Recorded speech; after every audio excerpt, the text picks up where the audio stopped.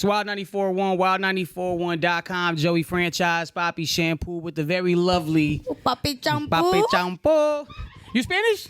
No, I'm black and white. Okay, I was about to say. I was about to say we always. I only learned from like school and stuff like that. Oh yeah, I mean you from New York, so Typical. it's like Crooked Spanish. Yeah, the Spanglish. Dime or like Dímelo dime. Sí, listo. No.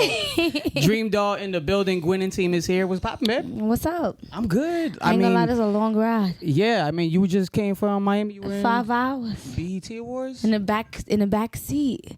My back is hurting. How's that work for you? Traveling on the road, is that? Is it you still kind of struggling with it? Like, oh my God, these are long hours in the cars. Today's day one, so I have a long road ahead of me. But I'm excited, you know. It's my first time here, so, you know, just a pleasure being here. And I can't wait to, like, do the meet and greet and, you know, everything else. And you on the roll. You got the new project out right now? Yes, Life in Plastic Part 2. Streaming everywhere, on every platform. Now, this one's catching a major wave, especially after dropping the last one, last year. Yeah, last year. So how is the approach on this one different? What did you learn from the first project that you brought into the second one? Well, I'll have to say that, you know, everything changed as far as my delivery, my flow, my situations. I let people in more on Tabitha through Dream Doll. You know, let people know what's going on in my life.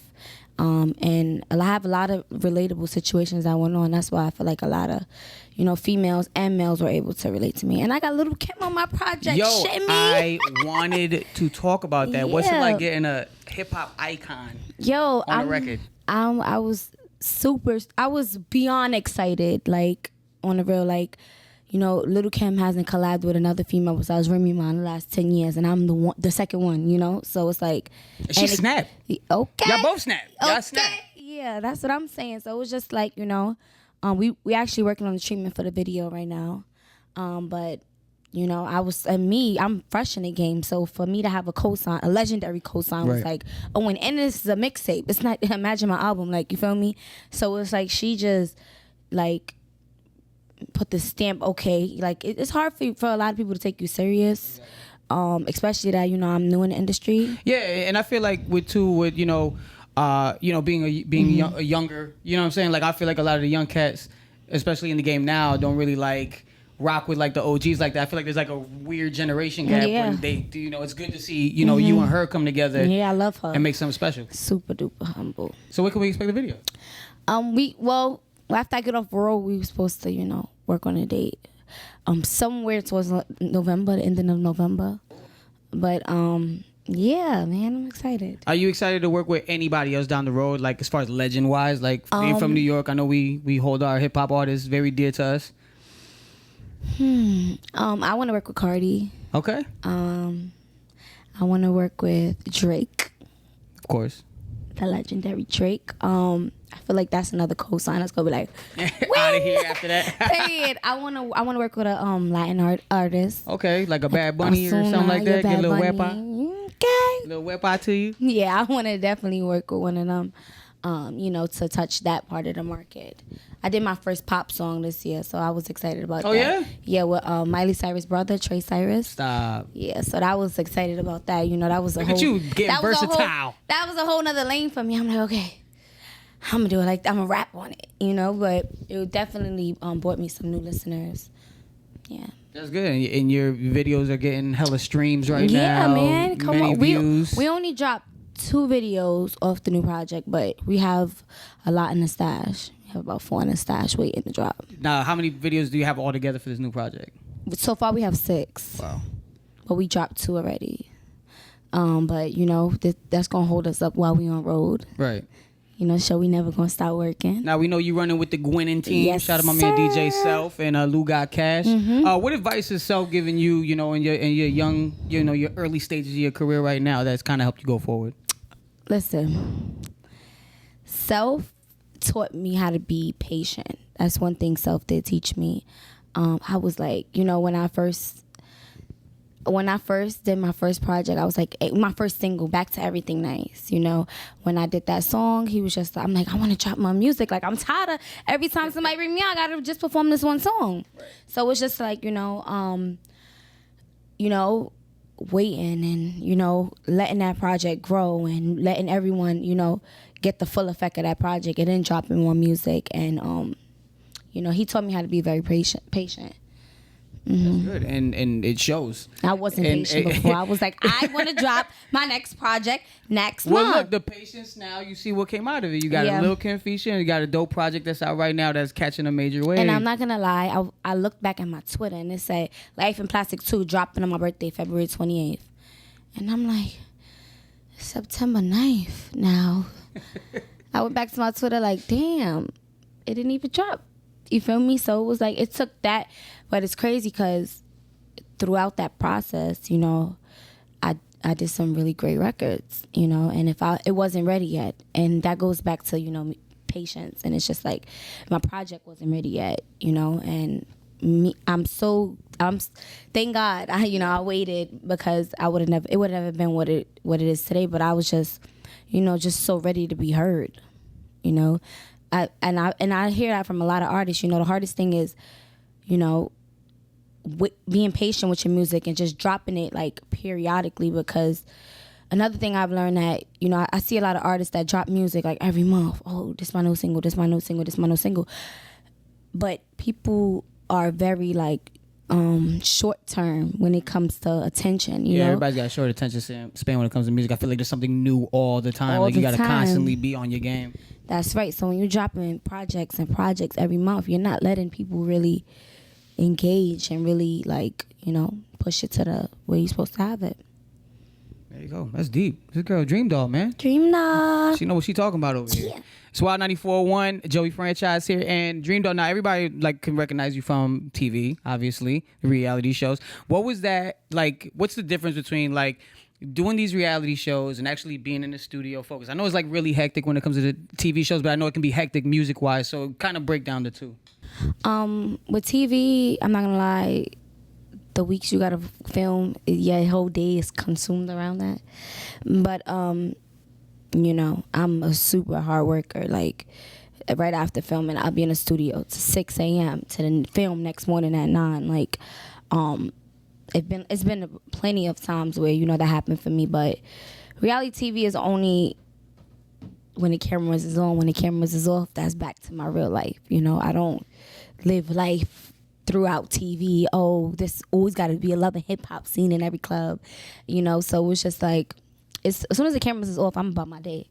But as far as my music, I would never, you know, be like, okay, I'm gonna film love and hip hop this time to this time, right, and fuck my music. You know, it's just something extra for me to do that day. And what are some inspirations when it comes to music? When you in, like, what motivates you when you step in the booth or you're putting the songs together? You know what motivates me? My real life. I swear, we need like a camera team 24/7 because always some shit going down in Gwinnett Entertainment.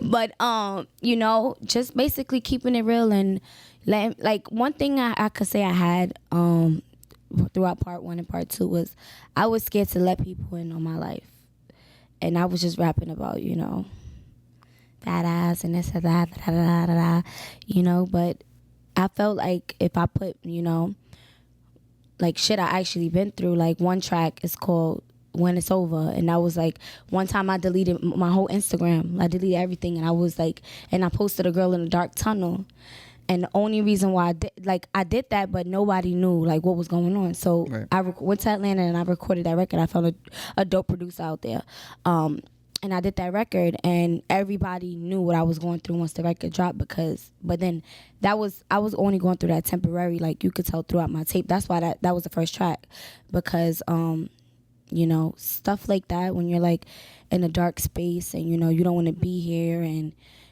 you know, things that bother you, you're constantly being judged, and, you know, we all find ourselves in that situation, you know, when we keep working and we don't see the outcome, you know. So it's just like, that's why I put that as number 1 in my tape, and it, you know, throughout the tape you could see that things got better. Right. But that, and then I also have a record called Dick and Lies, and it's crazy because it's about 2 different guys, verse 1 and 2. But man.